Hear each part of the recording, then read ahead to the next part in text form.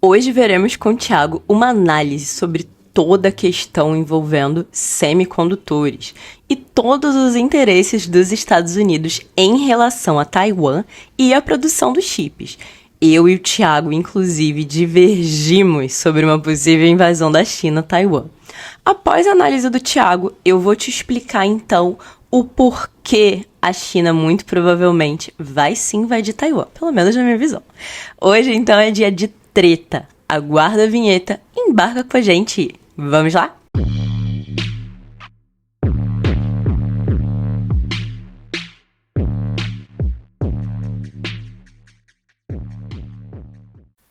Hoje o clima do Falando de Guerra vai esquentar. E não é só porque vamos falar de uma das regiões mais tensas do planeta, mas porque teremos treta aqui no canal. China vai invadir Taiwan? A guerra entre China e Estados Unidos é inevitável? Eu sou o Thiago Pedreiro, mestre em Ciências Militares, com especialização em Logística e vamos falar de guerra. O ministro das Relações Exteriores de Taiwan, Joseph Wu, sugeriu na semana passada que a ilha estava em negociações com os Estados Unidos sobre a questão do guarda-chuva nuclear. Alguns analistas de defesa locais argumentam que seria melhor para a ilha ter esse escudo, como segurança extra contra qualquer ataque militar vindo de Pequim. Mas outros dizem que buscar tal acordo seria irrealista, pois poderia exigir que os Estados Unidos ajustassem sua ambiguidade estratégica de décadas sobre a questão de Taiwan. E há quem diga ainda que existe um outro escudo mais poderoso que o nuclear, um escudo de silício. Antes de continuarmos, quero dar um passo atrás e explicar o que seria esses escudo nuclear e ambiguidade estratégica. Depois, vou atualizar você sobre a situação naquela região. No final, fazer minha avaliação dos possíveis desdobramentos geopolíticos e militares. E neste ponto específico, que Bárbara e eu temos visões um pouco diferentes. Vamos lá. O guarda-chuva nuclear refere-se a uma garantia de um Estado com armas nucleares para defender um aliado não nuclear. É por isso que nos comunicamos com nossos bons amigos que têm preocupações semelhantes sobre o assunto, disse Wu, sem identificar as partes envolvidas. Japão, Coreia do Sul, Austrália, Nova Zelândia e os países da OTAN estão cobertos pelo guarda-chuva nuclear dos Estados Unidos. Taiwan, cujo programa de pesquisa de 1980 para desenvolver secretamente armas atômicas foi interrompido por ordem de Washington, há muito e espera ser incluído também. Alguns legisladores americanos e especialistas também propuseram que Taiwan fosse colocada sob proteção dos Estados Unidos. A Lei de Defesa de Taiwan de 2020, apresentada pelo senador republicano Josh Hawley e pelo representante Mike Gallagher, pediu uma avaliação dos Estados Unidos sobre o uso de força nuclear para ajudar a defender a ilha contra qualquer ameaça de Pequim. Inclusive, Hawley pressiona o secretário de Estado Antony Blinken para priorizar o armamento de Taiwan em vez da Ucrânia. Mas a Casa Branca jamais se pronunciou a respeito sobre o tal escudo em Taiwan.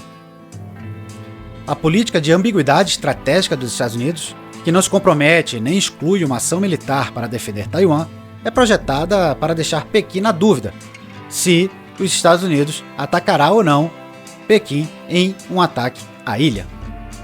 Ao mesmo tempo que também impede que o campo pró-independência de Taiwan persiga a sua causa, uma medida que Pequim prometeu provocar um ataque.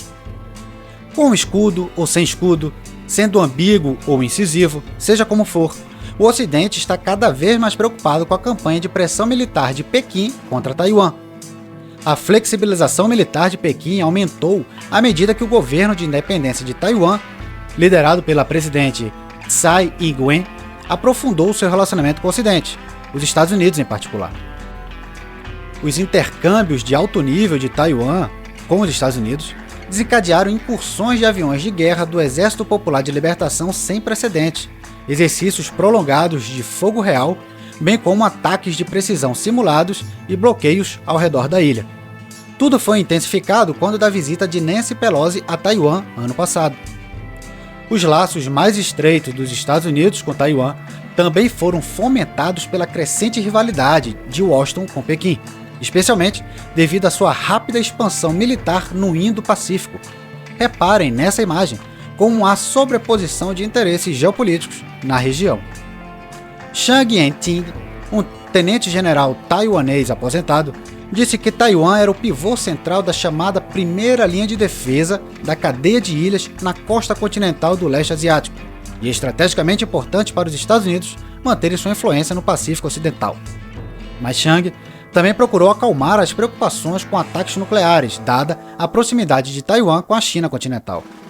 É improvável que Pequim use armas nucleares para atacar Taiwan, dado o problema de propagação da radiação e a proximidade de Taiwan com o continente chinês, disse ele. De acordo com Chang, o que Taiwan mais precisa é adquirir equipamentos militares americanos mais avançados, como caças F-35, aeronaves de guerra antissubmarino P-8 e outras armas para combater as últimas linhas avançadas de Pequim, como o emergente J-31, um caça de quinta geração. Agora gostaria de comentar sobre aquele escudo de silício que eu mencionei lá no início do vídeo. O termo foi cunhado por Craig Edson em seu livro Silicon Shield, Taiwan's Protection Against Chinese Attack. Segundo Edson, o termo explica como a posição de Taiwan como líder mundial na fabricação de chips atua como um elemento de dissuasão para a ação militar chinesa. Pois o gigante asiático, como o resto da economia mundial, depende dos chips super sofisticados fabricados em Taiwan. Atualmente, Taiwan produz mais de 60% dos semicondutores do mundo e mais de 90% de todos os chips de última geração. Mas como tudo em geopolítica, o buraco é mais embaixo. Esse escudo de silício parece estar se esfarelando como areia. Desculpem, não resisti. No 14º Plano Quinquenal, apresentado pelo Partido Comunista Chinês em 2021, havia a previsão de investimentos anuais de cerca de 7% do PIB em tecnologias avançadas, como chips de última geração e inteligência artificial. A meta é produzir 70% de sua demanda de chips até 2025 e assim contornar esse trunfo de Taiwan. Porém, havia um grande obstáculo no caminho chinês. Um presidente americano queria desafiar de forma inédita a concorrência chinesa. Um presidente contestado, mas que obrigou a China a repensar a sua postura. Estou falando dele, Joe Biden. Isso mesmo. Até Eric Sayers, ex-funcionário do Comando do Pacífico durante o governo Trump, afirmou: "Não é exagero dizer que esta é uma doutrina Biden de política tecnológica contra a China. Mais do que uma escalada, é um grande afastamento de uma estratégia de 3 décadas." Enquanto no tempo de Trump, a preocupação eram os déficits nos balanços de pagamento internacionais, no governo Biden, vê-se a inovação autóctone da China como uma ameaça à segurança nacional per se. E isso é um grande salto de onde já estivemos antes, afirma Clayton Williams, o arquiteto da política econômica para a China na administração Trump. Mas, ao atacar a China, os Estados Unidos podem ameaçar Taiwan, pois os atuais esforços dos Estados Unidos para promover a fabricação doméstica de semicondutores, refletido no Chips and Science Act de 280 bilhões de dólares, ameaçam minar a competitividade de longo prazo da Taiwan Semiconductor Manufacturing Company, ameaçando gravemente o chamado escudo de silício da ilha. O fundador da TSMC, Morris Chang, apoiou recentemente a imposição do governo Biden de amplos controles de exportação para conter a produção chinesa de chips avançados.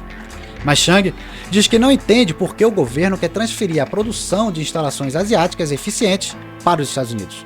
No entanto, em um esforço para escapar de um pântano geopolítico, a TSMC anunciou planos no ano passado para investir 40 bilhões de dólares em uma nova fábrica no Arizona, o que aumentará os custos e poderá limitar a capacidade da empresa de fazer os investimentos maciços em pesquisa e desenvolvimento necessários para manter a liderança do setor. Além disso, a campanha de onshoring e friendshoring do governo implica que os Estados Unidos não veem Taiwan como um parceiro confiável. Como disse a secretária de Comércio dos Estados Unidos, Gina Raimondo, os Estados Unidos compram 70% de seus chips mais sofisticados de Taiwan, e isso é totalmente assustador e insustentável.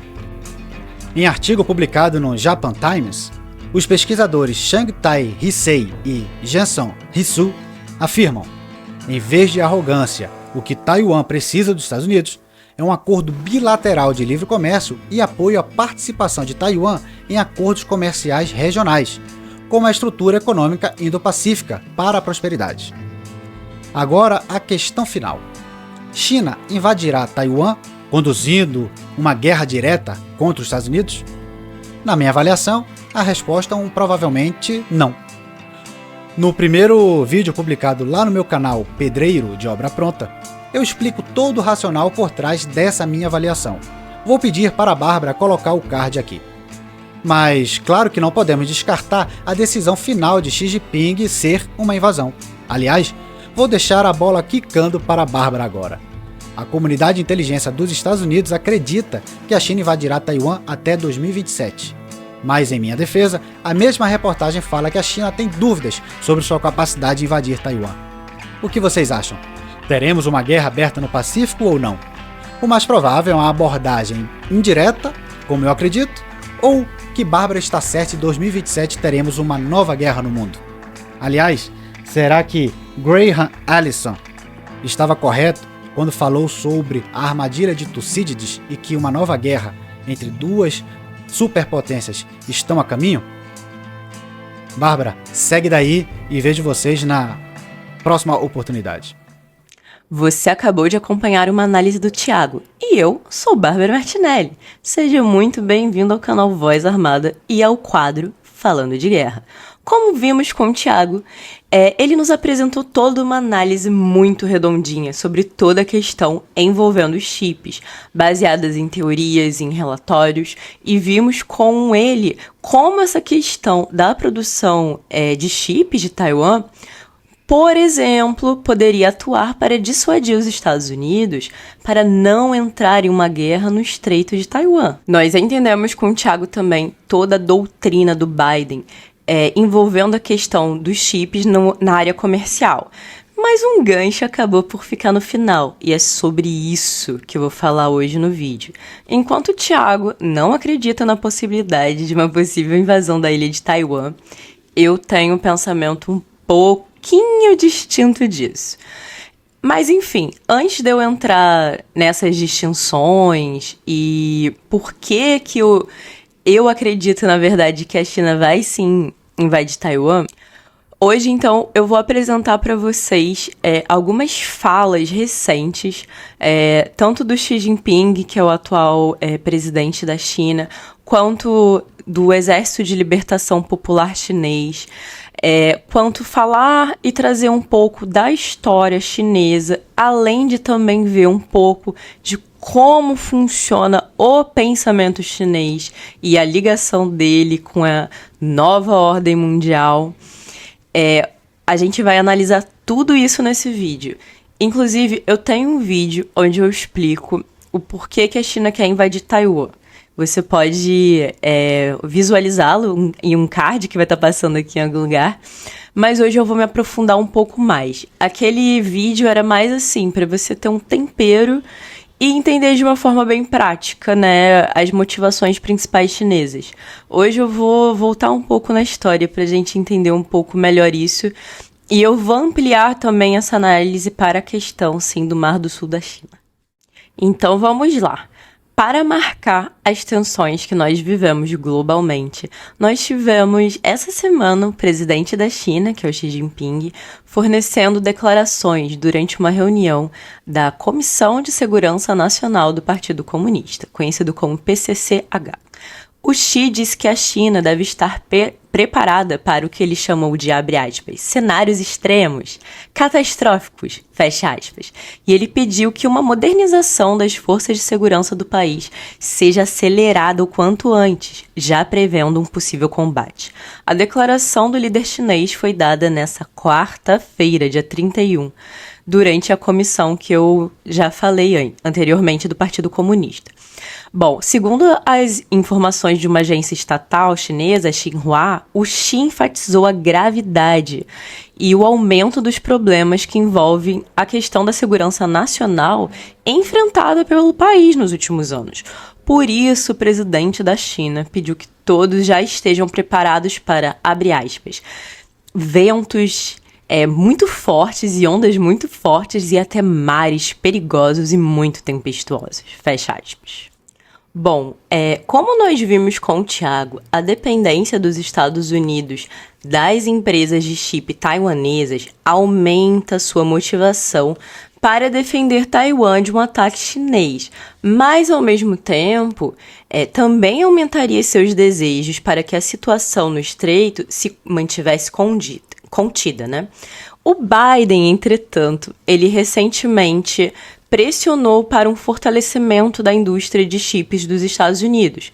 E em agosto de 2022, o Congresso aprovou uma lei de 280 bilhões para incentivar a fabricação doméstica de chips. O governo Biden estaria se precavendo de algo?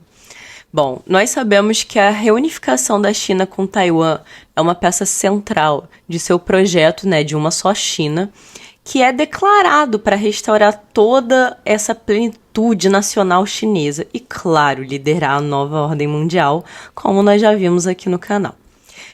Inclusive, se você perdeu esse vídeo, não deixe de ver, ele é bastante importante, tá? Mas enfim, a China ela possui uma visão de mundo sinocêntrica, ou seja, vamos lá, o imperador chinês reinava sobre aquele país, sobre áreas vizinhas, sem distinção, sem limite geográfico.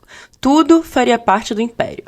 E dentro desse ponto, né, dessa visão, é que as áreas longe desse domínio imperial, mesmo assim, teriam as decisões tomadas pelo Império Chinês, sendo a China, portanto, centralizadora de decisões. Essa visão que eu estou trazendo, ela é chave para se entender o pensamento chinês e como isso está nos levando passo a passo a um mundo bipolar, que na minha opinião já está acontecendo agora, mas outros analistas podem afirmar que isso ainda não está ocorrendo. Mas toda essa mudança, essa disputa da ordem está nos levando a um mundo bipolar e isso inevitavelmente poderá nos levar a um conflito maior e de maior escala. A gente agora tem a guerra na Ucrânia e o que muitos esperam é a próxima guerra. Bom, agora a gente vai voltar um pouquinho no tempo para entender, ou tentar entender, né, toda essa questão de Taiwan. Bom, lá na década de 1920, nós tivemos o início da guerra entre o Partido Comunista Chinês, que é o PCCH, e esse que eu vou deixar passando na tela, que eu não vou me arriscar a falar o nome, mas é KMT, o Partido Nacionalista, que acabou sofrendo uma pausa essa guerra durante a guerra anti-japonesa e a Segunda Guerra Mundial. E culminou em um período pós-guerra imediato com remanescentes do KMT fugindo para Taiwan, lá em 49. A Guerra Civil Chinesa nunca terminou. Apenas meio que mudou os meios, os modos, os ritmos, mas a guerra, ela continua até hoje. Os Estados Unidos, eles estão envolvidos nessa guerra civil desde quase seu início, por meio de atos, de decisões de não agir e agir às vezes. Ele tem desempenhado um papel decisivo em todas as conjunturas, mesmo quando professa uma posição oficial de não se posicionar, tentando fazer com que os lados, né, desse conflito resolvam isso de uma forma pacífica. A decisão dos Estados Unidos de não apoiar o impopular e profundamente corrupto líder do KMT, que era o Chiang Kai-shek, e um aliado, né, da Segunda Guerra Mundial, em toda a sua luta lá no continente, acabou a pressão da vitória do PCCH por lá. Mas apenas marcou meio que o início da próxima fase da Guerra Civil Chinesa, na verdade. O desdobramento da 7ª Frota da Marinha dos Estados Unidos lá para o Estreito de Taiwan na década de 50, logo após o início da Guerra da Coreia, efetivamente impediu qualquer plano da China de montar uma invasão. Taiwan permaneceu uma ditadura militar até pelo menos 1987, quando o filho de Chiang Ching-kuo suspendeu a lei marcial e iniciou a transição para um vibrante crescimento econômico, liderado pela tecnologia e eleições populares, a fim de fortalecer uma atratividade da ilha para não autocratas, né, e combater seu crescente isolamento. A ilha, nesse momento, estava um pouco isolada. Mesmo assim, mesmo com Taiwan independente, por assim dizer, a China nunca abandonou suas questões nacionalistas, né? Mas, enfim, no auge das relações, antes da visita do presidente Richard Nixon à China, lá em 72, agora voltando, dando um passo para trás, os Estados Unidos mantiveram um tratado de defesa mútua, eles posicionaram tropas em Taiwan e mantiveram armamento nuclear lá. E as tropas de combate dos Estados Unidos, lutando no Vietnã, viajariam depois para Taiwan. Bom, na primeira visita secreta que o Kissinger fez para negociar a viagem do Nixon à China, um requisito-chave chinês era o acordo dos Estados Unidos para remover suas armas nucleares de Taiwan. Taiwan lançaria o seu primeiro esforço para desenvolver suas próprias armas nucleares, mas tudo isso foi impedido pelos Estados Unidos e pela comunidade internacional. Enfim, nos últimos 40 anos, em parte devido aos compromissos dos Estados Unidos de não apoiar a independência oficialmente, né, de Taiwan, mas nem com isso abandonar esse aliado importante, a China mudou as prioridades da sua guerra com Taiwan. E ela tentou construir relações através do estreito e fortalecer a base para relações estáveis entre os Estados Unidos e a China, né? Quando as tensões aumentaram e a China organizou demonstrações militares, seu objetivo era manter esse status quo, segundo vários analistas. Mas, enfim, em muitos casos, o alvo principal das ameaças do PCCH e das manifestações militares durante os períodos de tensão, normalmente em torno do ciclo eleitoral de Taiwan, eles tentavam pressionar os Estados Unidos a restringir Taiwan, em vez de agir diretamente sobre a própria Taiwan. E os Estados Unidos frequentemente desempenharam esse papel. Por exemplo, faziam comentários públicos de presidentes ou altos funcionários dos Estados Unidos, vistos pelos eleitores de Taiwan como crítico do candidato do Partido Democrático Progressista, que é o partido normalmente considerado mais simpático à independência de Taiwan. Mas, enfim, o principal objetivo político da luta da China, seja de 1979 ou seja agora, tem sido preservar a possibilidade de unificação política em algum ponto indefinido no futuro. A China ela tem conduzido uma estratégia de reunificação de todo o regime, né, por décadas. Só que ela sempre permaneceu numa intensidade que a gente considera baixa, moderada, empregando meios não militares, sobretudo porque as administrações de Taiwan e dos Estados Unidos não pressionavam essa questão. A China conseguiu sustentar seu objetivo imediato de preservar a possibilidade de compromissos políticos sobre uma estrutura que ela podia chamar de uma reunificação, à medida que Pequim construía o poder nacional composto da China e controlou o risco de guerra por meio de uma profunda integração com Taiwan, os Estados Unidos e todo o sistema internacional. Aquele que acompanha de perto essa situação, que já dura muitas décadas, entendem que a China tem uma estratégia política para a unificação, mas que ela também tem uma estratégia que envolve componente militar, sim. Muito dos entendimentos, fatores militares e posições ambíguas que permitiram essas décadas de paz, de prosperidade e de democracia em Taiwan estão agora muito desgastadas, sobretudo por conta do crescente poder econômico e militar da China. A consolidação de toda essa democracia de Taiwan, liderada pelo DPP, que é pró-economia, pró-autonomia, e dos Estados Unidos, que traz essa Carta de Taiwan como uma forma de estratégia para tentar conter a China, acaba por levar já a uma modificação na situação global. Se antes a China estava numa reestruturação do seu governo interno. Vamos lembrar que a China passou por uma revolução, então ela ficou com um país um pouco, para não dizer muito, devastado economicamente, mas a China ela se reergueu e ela passou os últimos anos se reconstruindo por dentro. Ela não tinha condições nessas décadas de tentar uma invasão, isso seria impossível, ela não conseguiria sustentar a guerra. Mas hoje a gente tem um cenário muito diferente. Hoje a gente já tem um cenário onde a China já rivaliza com os Estados Unidos nessa questão econômica, por mais que os Estados Unidos ainda continue na frente, sim. Mas ela já rivaliza. E a China ela já faz diversos aliados globalmente para poder sustentar esse poder, seja o poder político ou seja o poder econômico.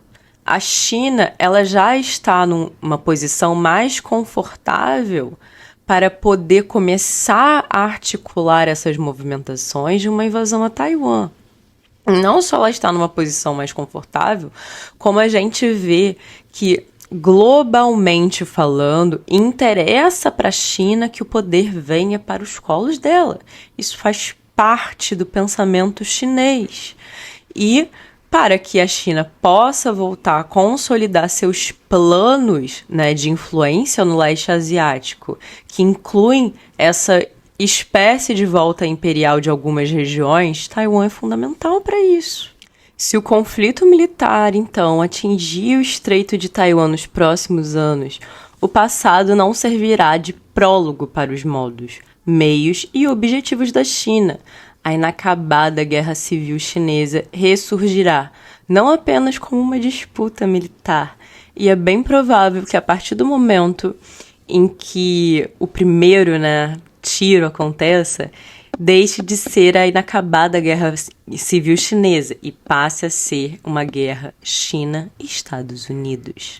Taiwan, na minha visão, servirá como um estopim para que a guerra que interessa verdadeiramente a China aconteça, que é a questão do Mar do Sul.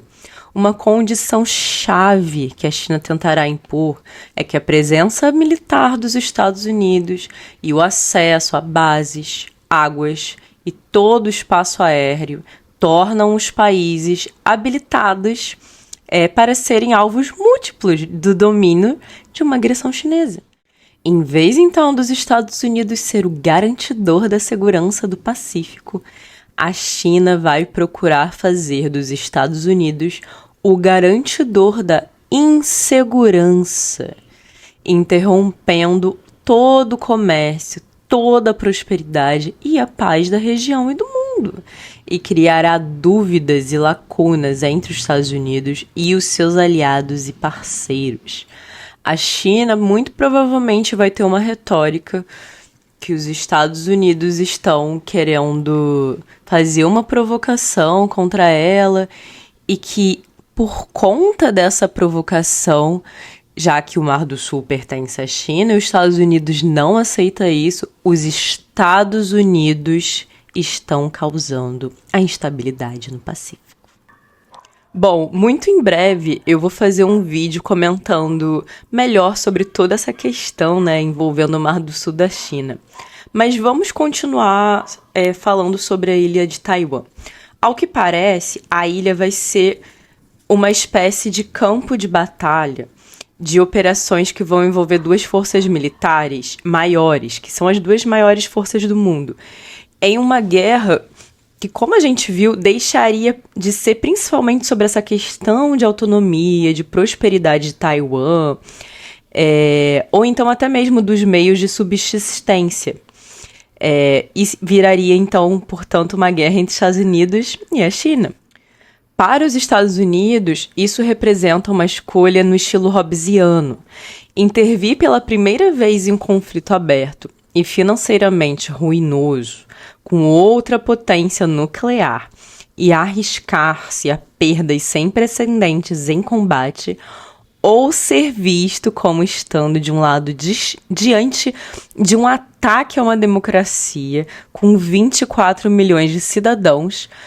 E mais do que isso, os Estados Unidos mostrariam, caso eles não fizessem nada nesse conflito, na visão de muitos analistas, e eu compactuo com essa visão também, que eles estão perdendo a sua força mundial, que eles estão perdendo alguns territórios e influências.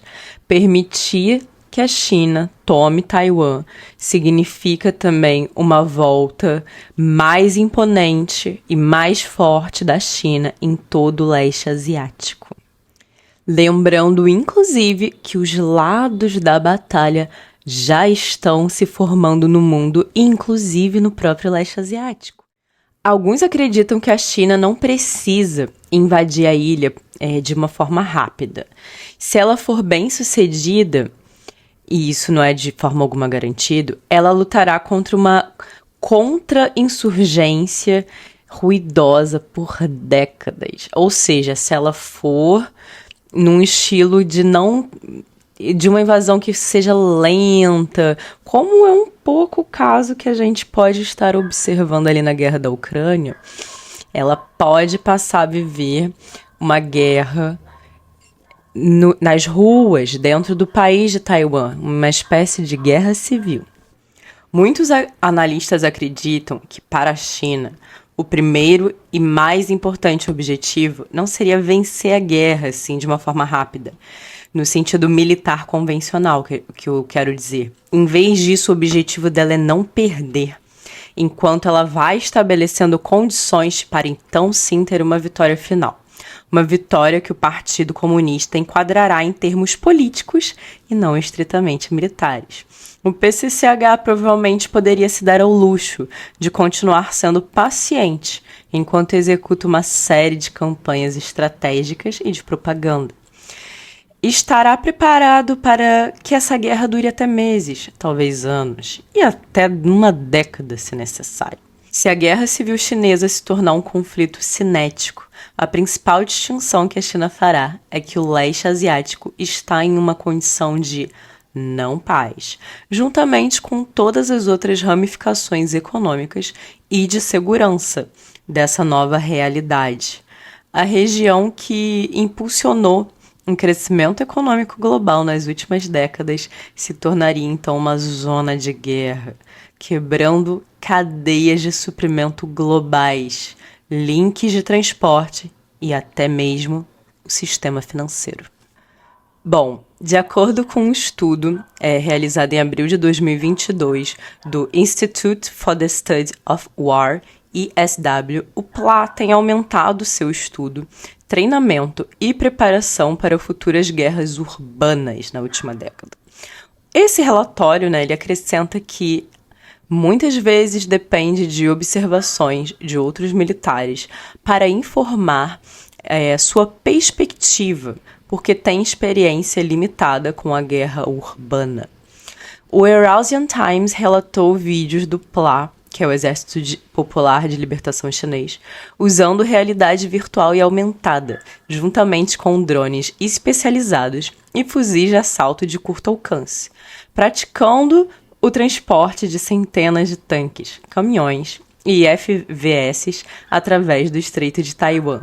Isso implica que o PLA não está descartando as lutas de rua opressivas, horríveis e politicamente caras decorrentes de uma ocupação na região, em uma verdadeira volta da Guerra Civil Chinesa.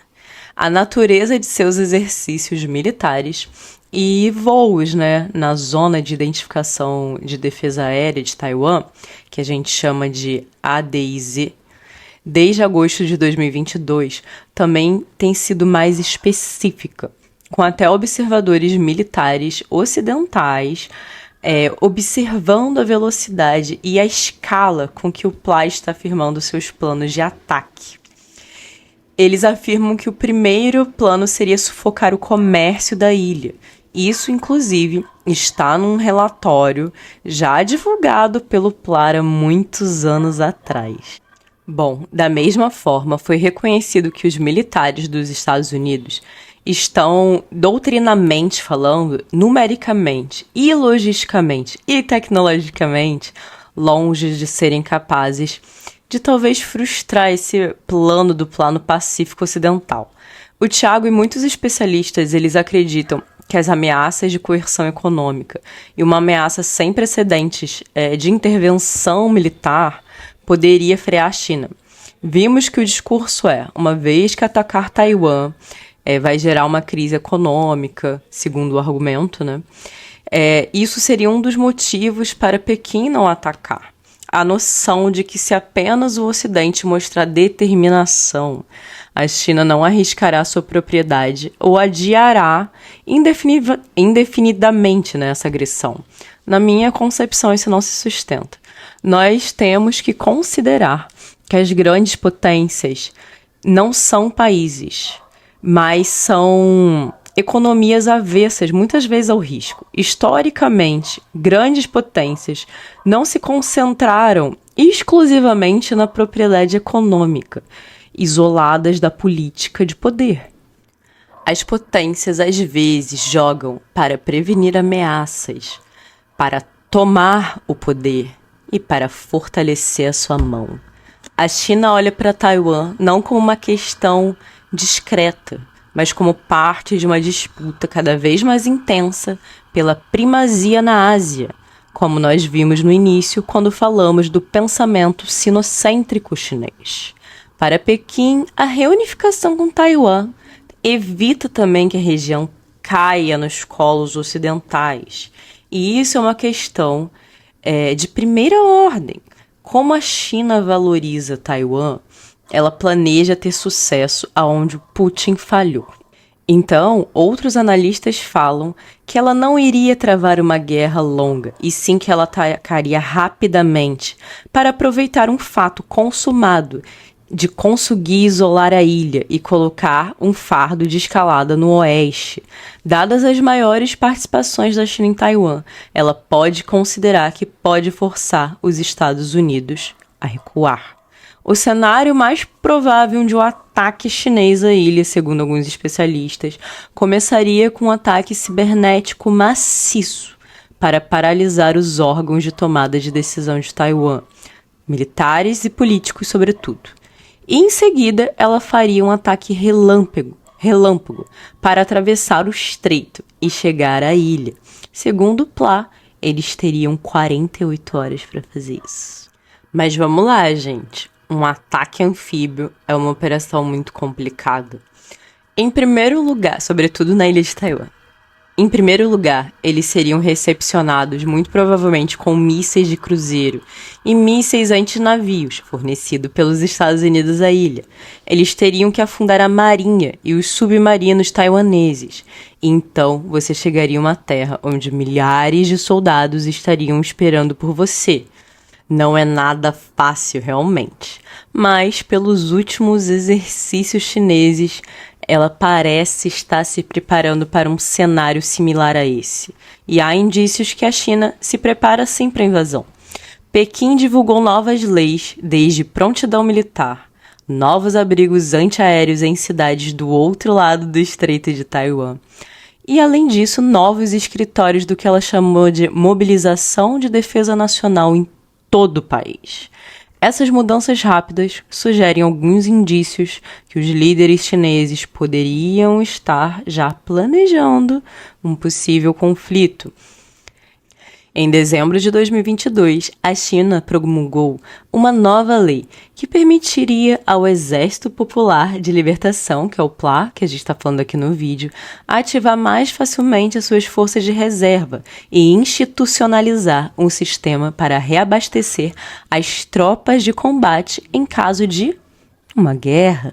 Tais medidas que eu acabei de citar, como observaram os analistas Lily Goldstein e Nathan Hester, sugerem que o Xi Jinping pode ter tirado algumas lições sobre essa questão de mobilização militar que o presidente russo, Vladimir Putin, acabou por ter dificuldades na Ucrânia. A lei que rege os reservistas militares também não é a única mudança legal que sugere esses preparativos chineses. Em fevereiro desse ano, o órgão máximo deliberativo do Congresso Nacional Popular adotou a decisão sobre o ajuste da aplicação de certas disposições da Lei de Processo Penal chinesa aos militares em tempo de guerra. E isso de acordo com um jornal estatal chamado Diário do Povo, da a Central Comissão Militar o poder de ajustar as disposições legais, incluindo, abre aspas, jurisdição, defesa e representação, e medidas compulsórias, arquivamento de casos, investigação, acusação, julgamento e execução de sentenças, fecha aspas. Embora seja impossível prever como a decisão será usada, ela pode se tornar uma arma para atingir indivíduos que se opõem à unificação de Taiwan quando eles forem mobilizados. Abre aspas para o Xi Jinping. Diante das guerras que podem nos ser impostas, devemos falar com os inimigos em uma linguagem que eles entendam e usar a vitória para conquistar a paz e o respeito. Na nova era, o exército popular insiste em usar a força para parar de lutar. Nosso exército é famoso por ser bom em lutar e ter um espírito forte de luta. Com rifles, derrotou o exército do Kuomintang, equipado com equipamento americano. Ele derrotou o inimigo número 1 do mundo, armado até os dentes no campo de batalha coreano, e realizou dramas de batalha poderosos e majestosos que chocaram o mundo e fizeram fantasmas e deuses chorarem. Fecha aspas, Xi Jinping. E aí, você acha que a China está se mobilizando para a guerra? Eu não apliquei teorias de guerra aqui para explicar sobre essas tomadas de decisão chinesas recentes, mas muito em breve no meu canal eu vou dar uma aula sobre guerra assimétrica e talvez fique um pouco mais claro como uma teoria de guerra pode ser aplicada, sobretudo a teoria da guerra assimétrica, nesse possível conflito entre a China e Taiwan e ampliando para o mundo também, entre a China e o Ocidente. Se você conseguir juntar o quebra-cabeça que é a teoria da guerra assimétrica com tudo que a gente está vendo no mundo e sobre a questão da China e de Taiwan, você vai entender perfeitamente o que está acontecendo globalmente. Você gostou desse conteúdo? Esse foi o Falando de Guerra. E eu sou Bárbara Martinelli. Então, se você gostou, você já sabe. Curte, compartilha e se inscreve no meu canal. Nós já chegamos em 1000 inscritos. E esse final de semana nós vamos ter, finalmente, a nossa tão esperada aula de propaganda de guerra. Muito obrigada por assistir. E você já sabe. Tchau!